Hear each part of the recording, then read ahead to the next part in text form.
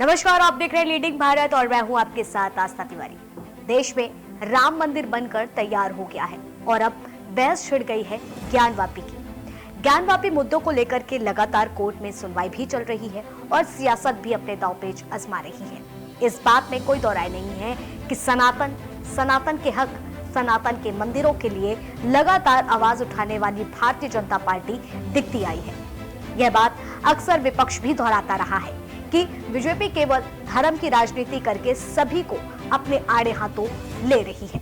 मगर इस बीच एक बार फिर बहस सदन में छिड़ गई और सूबे के मुखिया इस बात को दोहराते दिखे, बल्कि महाभारत का उदाहरण देते हुए भी कह डाला कि पांडवों ने भी 5 गांव की मांग की थी, हम तो 3 की मांग कर रहे हैं।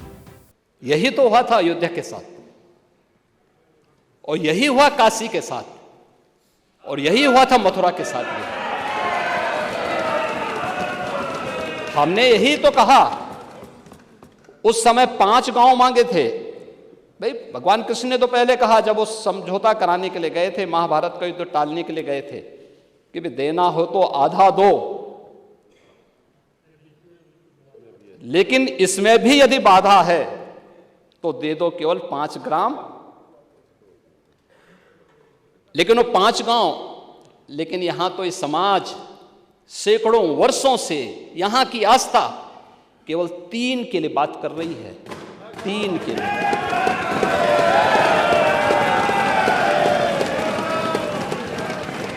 वो 3 के लिए भी इसलिए वे विशिष्ट स्थल हैं, वे सामान्य नहीं है, ईश्वर की अवतरण की धरती है, असामान्य नहीं है। और असामान्य यानी उसको एक सामान्य स्तर पर नहीं मान सकते, लेकिन एक जिद है, और उस जिद में जब राजनीतिक उसमें तड़का पड़ने लगता है और वोट बैंक बनाने की राजनीति होने लगती है, तो वहीं से फिर विवाद की स्थिति खड़ी होने लगती है। इन बातों को सुनकर यही लगता है कि विधानसभा में योगी आदित्यनाथ मंदिर के मुद्दे पर बोलते हुए इशारों में मथुरा और काशी का मुद्दा उठाकर एक बार फिर से राजनीति तेज कर रहे हैं। अब इस बयान के बाद से लगातार विपक्ष बयान दे रहा है। वहीं अखिलेश यादव भी कटाक्ष करते हुए दिखे, तो दूसरी ओर AIFUDF के विधायक अमीनुल इस्लाम ने भी कड़ी प्रतिक्रिया दी है।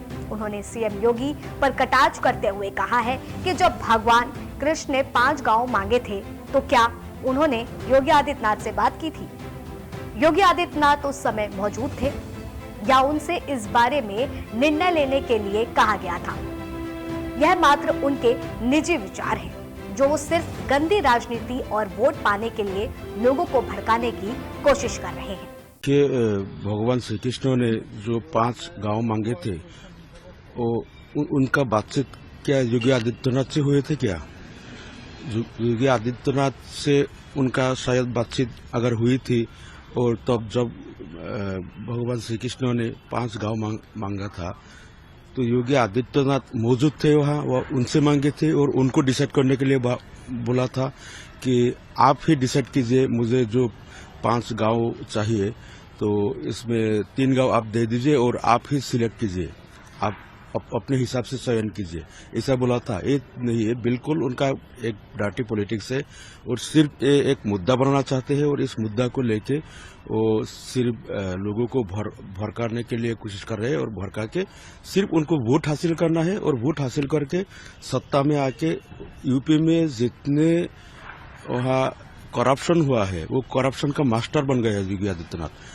यह बात हम सब जानते हैं कि लोकसभा चुनाव नजदीक है, जिसके चलते हर कोई अपनी रणनीति तैयार कर रहा है। सीएम योगी का यह बात कहना कि जो वादा किया उसे निभाया, जो संकल्प लिया उसे पूरा किया, और अब वो मांग मथुरा और काशी की है, तो भाजपा अपनी तैयारियों में यहाँ जुटती हुई भी दिख रही है। वहीं विपक्ष की चुप्पी इन बातों का ढंग से कटाक्ष भी नहीं कर पा रही है। बहरहाल अब देखना होगा कि आने वाला वक्त किसके लिए खुशहाल रहने वाला है, और क्या वाकई सीएम योगी आदित्यनाथ का यह संकल्प भी पूरा होगा या नहीं। और ऐसी तमाम बड़ी खबरों के लिए बने रहे लीडिंग भारत पर। और आपको खबर अच्छी लगी हो तो इसे कमेंट जरूर करिए, लाइक शेयर करना बिल्कुल ना भूलें।